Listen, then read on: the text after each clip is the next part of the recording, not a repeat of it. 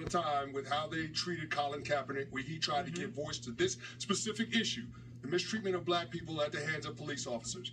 The NFL acknowledged that post George Floyd. This is an opportunity for the NFL to take all of that performative allyship that they had back in 2020, 2021, and 2022 and put it to good use. Because it's clear that this was an overstep by the law enforcement officers involved. And that's why we heard that one officer, as early as Sunday afternoon, had been put on administrative duties pending the investigation. They were wrong as two left shoes.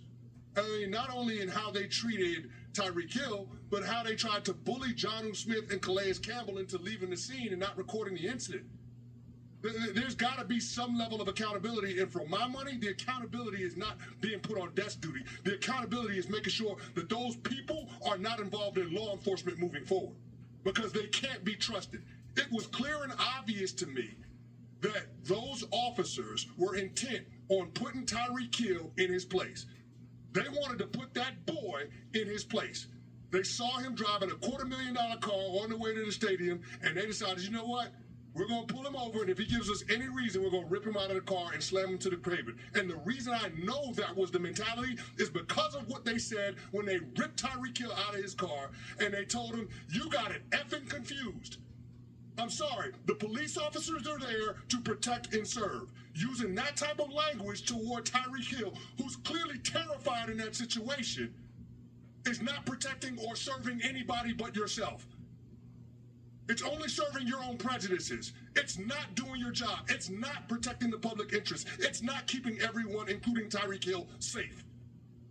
You wanted to make a point to Tyreek Hill, who was flipped when he told you to give him his ticket so he can go about his way. And here's the thing, as a former player, I understand when you're driving into the stadium, you have a one-track mind. You're thinking about what you got to do out there on that football field to help your team win. When you drive in, you don't expect to be pulled over. It's a curveball. And so I can understand why Tyreek Hill wanted to give him his license, wanted to get the ticket, and get the hell out of there and get to the stadium. I understand that. What I don't understand is how a police officer can rip open his door, rip him out of the car, not take him out of the car, rip him out of his car, slam him on the pavement face first, and cuff him, and tell him he got it effing confused. And then, once you got him cuffed, make him sit down on the pavement because you don't want him to stand. The police officers wanted Tyreek Hill beneath them, both literally and figuratively. And that's the kind of crap that black Americans can't stand. And that's why we're so frustrated, because when the country talked about wanting to reckon with race after George Floyd, we still have stuff like this popping up, as if we haven't seen it enough.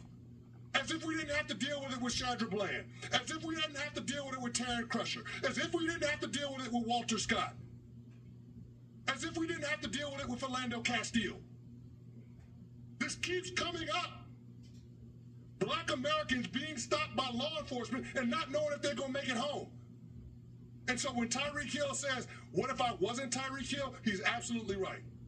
The most frustrating and maddening part about this is that the police union of South Florida wants to come out and says, per the officers' policies, they wanted to make sure that Tyreek Hill was no threat. Well, you had his license. You knew who he was. You knew he was going to the stadium, which was blocks away. You think Tyreek Hill is going to run away from you in handcuffs? What the hell are we talking about?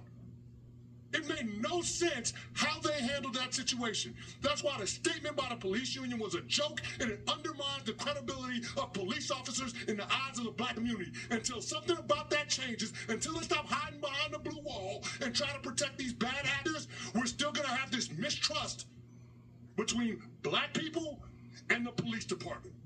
And that's why the NFL has to step in and make it clear on its position that we will not tolerate police officers treating black people and treating their players in this way.